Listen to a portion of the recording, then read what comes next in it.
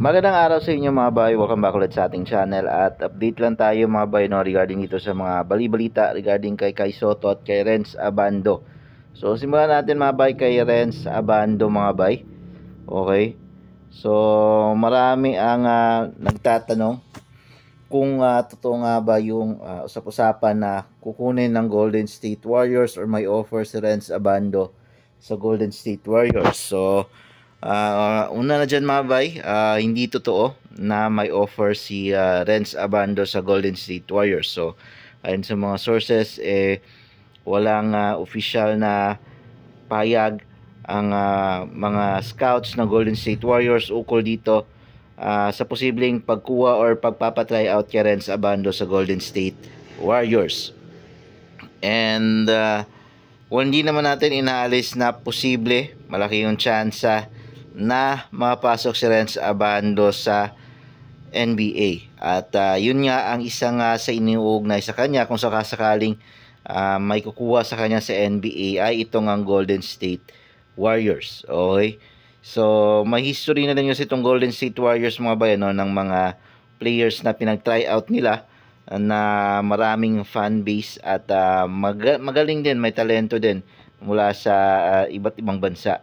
So since malaki nga din yung Filipino community dito sa Golden State, posibleng may chance na makapag-try out si Renz Abando. Hindi pa siguro sa ngayon, pero sa mga susunod pang taon na makapag-try out si Renz Abando sa Golden State Warriors. So as of now, hindi pa totoo yung mga balita regarding dito kay Renz Abando papunta sa Golden State Warriors. Pangalawa, dito naman tayo kay Kai Sotto.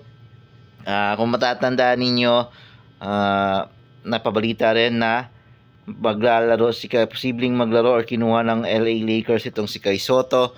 Pero ang totoo dyan mga bay ay hindi pa siya kinukuha or walang katotohanan na kinuha siya ng LA Lakers. So marami kasi ang nagsabi na Lakers yung kumuha sa kanya dahil nga yung tatay nito si Kai Sotto mga bay no, nag-post siya sa kanyang Twitter ng purple and gold na post. So maraming nga nagsasabi na Lakers, nagka-interesado yung Lakers na kunin itong si Kai Sotto. Maaaring hindi sa NBA team ng Lakers or baka sa developmental league ng Lakers. Okay? Pero wala pa namang payag dyan ang Lakers and linaw na yan ng agent ni Kai Sotto na si